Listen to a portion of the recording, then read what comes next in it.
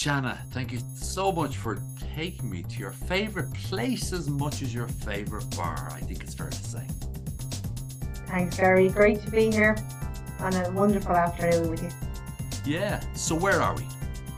We're in Kildare in the wonderful Carton House. So some place you might have frequented yourself. Yeah. What I remember about Carton House, and I'm sure you're going to tell us, is the fact that it's got so many little nooks and crannies in different places throughout it. But it's also quite historical.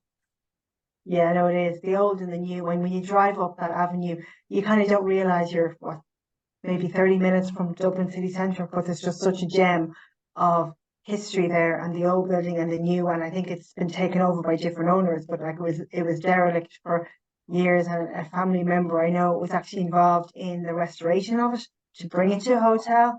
I think at one point he actually was trying to persuade his wife to live there, but that didn't happen, and it turned into a hotel.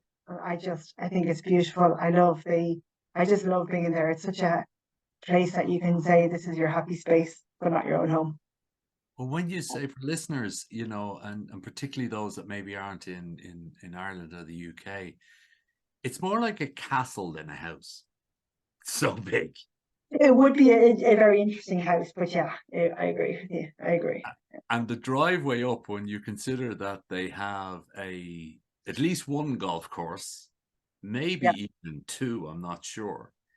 And that's just the driveway from the main road, is it? Yeah, and the little house on the right-hand side that you kind of look like a sunken house, because I've often taken a few photographs. Is that where this it's in the golf course where there's a big pond and there's a little house? Yes. Yeah. It's a real picturesque spot for weddings as well. Yeah, get photographed. And then it's just that avenue drive up. I think it's amazing. But like you're literally 5 seconds prior to that, you could be doing your shop in Tesco. Or if you were that way inclined, you could be down in Intel, which is another stone's throw. So it gives we have Castletown House, so there's lots of history around that part of the country. And is it close enough to where you are at home, or is it somewhere you travel to? No, I used to live, I'd say, about 15 minutes from there, but now I'm about 40 minutes away from there. So I moved to the other extension of, we'll say, very close to Kildare. Okay, so you're Kildare. I'm Wicklow, Kildare border, not your side of Wicklow. Oh, I see. Yeah, and again, for listeners, that's sort of the hinterland, or the metropolitan Dublin area. If we were somewhere in America, that's what they love to call it, the metro. True. We're not quite. So I'm near so Glendalough, which a lot of people do, Glendalough/Blessington. So I'm just past Kilcullen. So we moved from the hustle and bustle of Dublin City / Lucan Village to total countryside, where I have about 50, 60 cows can pass by my window any morning. So it's totally different. Pitch black skies, no street lights, nothing. It's totally quiet, but it's absolute contrast, but absolute heaven. I thought you were going to say 50 or 60 chickens and all that, and you'd gone fully native. No chickens just yet. I have stables for horses, but no horses just yet. My goodness, it's just fantastic. Yeah. Fantastic. So we're sitting there, maybe that bar, maybe a different bar, because loads of bars at Carton House. And there's an electrical storm, and it goes, and everything is wiped except for 3 apps on your phone. So you're left in Carton House, 3 apps. What are they and why? WhatsApp, because it's just fantastic to do video calls and keep in touch with everybody. My photo gallery, because I like to capture memories, even though for many they stay on the phone. I like to share them and print them. And the last one would be YouTube. Yeah, because you can watch back great clips of moments of TV or things that are happening. You can, rather than say watch your TV player or anything like that. Yeah, so I have to go back to one thing you said. You print them. I print photos because I'm that person that's keeping Harvey Norman's open. Yeah, I have loads of photos. At one point, My mother said to me, this house is like a shrine to your family and your kids. But yeah, I've photographs all over the walls. My goodness. But I have seen you around. It'd be wrong to say I have seen you around at some of the events and stuff. You do have a very, as well as a normal camera phone, you do have a big lensy thing that you like Yeah. to take photos. So it's more than just snaps. You're into it, aren't you? Oh, I'm massively into it. So I think in 2006, I went to a friend's wedding and I was always into photography. And he told me, please don't disturb the photographer. He's shooting my wedding. And that was basically red flag to me to go up and introduce myself. And I said, hi, my name is Shana, and I'd love to become a wedding photographer, as you do. Oh, So every time I go to a wedding, I think that. And yeah, he actually how he was training somebody at the time, and he said, "No, I can't." But you know that's the way it is, and I was like, "Fair enough."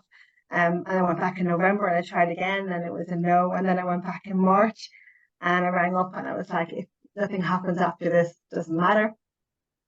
And he answered the phone, and he said, "How's my new assistant? What are you doing on Friday?" No, really, that's that Yeah. story. Yeah, that's exactly.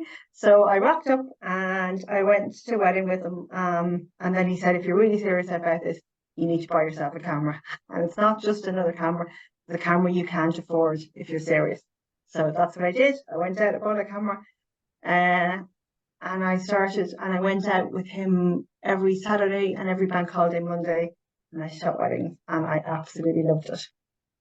So I was in Carton House many a time with him and he would be one of the top three wedding photographers in the country. And he still is. So I couldn't have learned from a better person. And it just inspired my creativity, my passion for it. And then as a result, I've done my own stuff and I just take pictures of everything I can. And I know this sounds mad, but it is the best form of therapy. When you forget, if you're busy or you're working and you've got loads going on, I literally will walk out, take pictures. And now with having kids, I take photographs of. I was taking photographs last weekend of my son's hurling match, his rugby match, and he also does karting. So I instead of being just standing around waiting a couple of hours for them to done with their match or done with his race, I now take photographs of the all the kids and all the teams because I love it. Because you love it. Yeah, Isn't that yeah. fantastic? It's amazing the amount of people that you do talk to, what I talk to on this show and others, that actually you find out about what you expect people want to rest at home watching TV or rest, walking and stuff. The amount of people who take photographs or make pottery or make Mm. or make sort of there has to be somewhere where all that gear and little is going, all that hardware stuff. There can't be, all that hardware lathes and all the rest of it. People have great sort of different aspects to their life, and you said it there. It helps you relax. Yeah, I wouldn't necessarily sit down and watch TV all the time, but if you give me a movie to watch, or you say you need to go and edit the rugby match, like I have to edit the rugby fixtures from Saturday, put on YouTube in the background and edit away.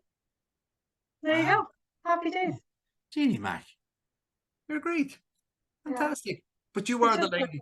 You are the lady that's keeping Harvey Norman open, or whatever it is, the Fuji store.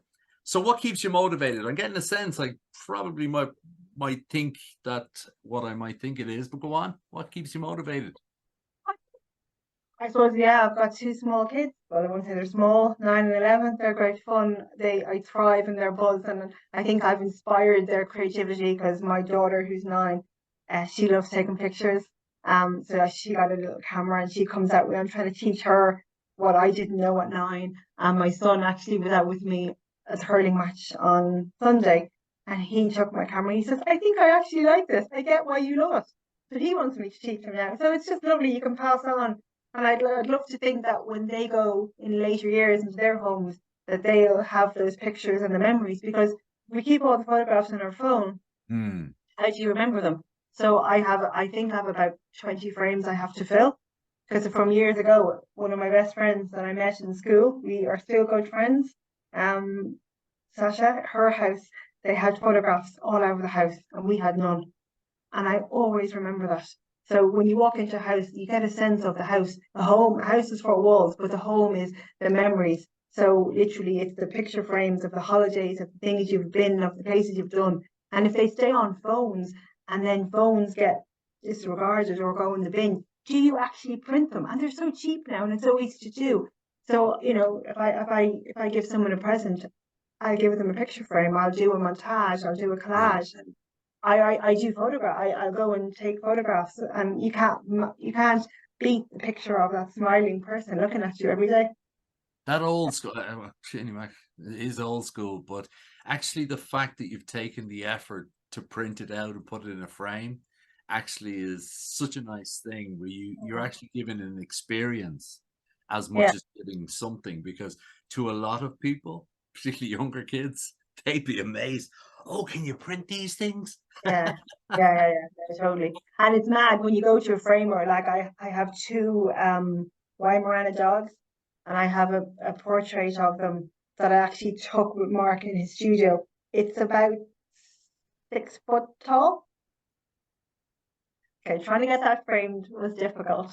And then I have another one that I took because every photograph of my house I've taken, and that's a passion for me. But I have Okay. another one. I went to New York maybe 15 years ago, and I was at the Rockefeller Center up top of the rock, and I took a photograph, and I have it, and it's Central Park, and everyone goes, "That's lovely. Where'd you buy it?" No, I didn't buy it. I took it.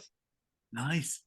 Oh, Yeah. I want to be your agent. When you decide to, when you decide that you're done with the boys in Ethos, I'm your agent. I launched you. Yes. So, last question. On your phone, you go on YouTube, and there it is. Shana, you have won £1,000,000. What are you going to do with it? I would love to build an orphanage. Hmm. Yeah. Hmm. For kids. We've grown up in good homes. We have light, heat, electricity. We've homes. Our kids go to great schools. To give other kids a sense of happiness, a sense of their own happy space, where it be, play zones and TV and controllers and Xboxes, whatever they want, cuddly toys, but you could make that home for them magical. I don't know what it is like now. I have visions of from TV and watching movies and what it is. And that's something I just think that all kids need a happy place. And if that helps them, I want to do that. How lovely is that? Because, we do have everything going. I've started this silly thing when people ask me how I am. I say, I'm living my grandparents' dream. There you go. And when you think about that, I mean, it's probably their wildest dream. And we have it for a standard in your kids and all the rest. But you're so right to have, it's a bit like what you said about a home. It's about the people in it and the pictures that are coming off the walls. It's not the home itself. That's a lovely use of £1,000,000. So it's been short and sharp, but it's been lovely. We've learned about some of your passions. We've learned about sort of your geographic inclination towards Kildare. But if Wicklow win the All Ireland, which will never happen, I hope you'll wave the Wicklow flag, because I'm on the other side of the mountain waving at you. So, Shana, thank you so much. That was lovely. It really was. Thank you very much. That was a fabulous. nice few minutes, and thank you so much for your time. No worries at all. See you soon. Thanks a million.